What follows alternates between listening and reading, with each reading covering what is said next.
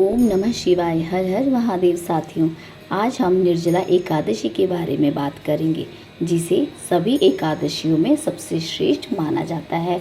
यह निर्जला एकादशी की कथा जो है वो महाभारत काल के वीर योद्धा भीमसेन से जुड़ी मानी जाती है। आखिर क्यों भीम ने यह कठिन व्रत रखा और कैसे इस व्रत को सभी एकादशियों के बराबर मान दिया जाता है, आइए जानते हैं इस रोचक कथा को। अच्छा, क्या आप जानते हैं भीमसेनी नाम क्यों पड़ा निर्जला एकादशी का? आज मैं आपको इसी के बारे में बताऊंगी, तो सुनिए, ध्यान से सुनिएगा। महाभारत काल में 5 पांडव में से एक भीम को बहुत भूख लगती थी। उनके लिए नियम और व्रत रखना बहुत कठिन हो जाता था।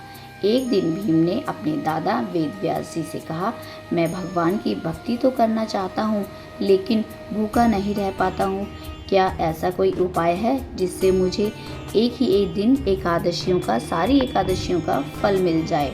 तब वेदव्यास जी ने कहा, यदि तुम वर्ष में केवल एक बार ज्येष्ठ शुक्ल पक्ष की एकादशी को अन्न और जल दोनों का त्याग करके व्रत रखोगे तो तुम्हें सभी एकादशियों के बराबर पुण्य प्राप्त होगा। भीम ने यह व्रत तो कर लिया। उन्होंने पूरे दिन रात बिना अन्न और बिना जल के भगवान विष्णु का स्मरण किया।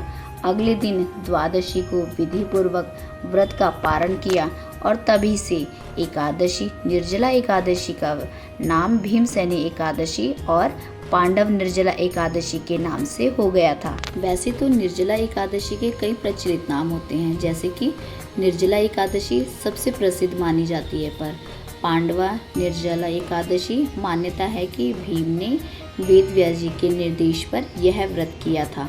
भीमसेनी एकादशी भीम के नाम पर है।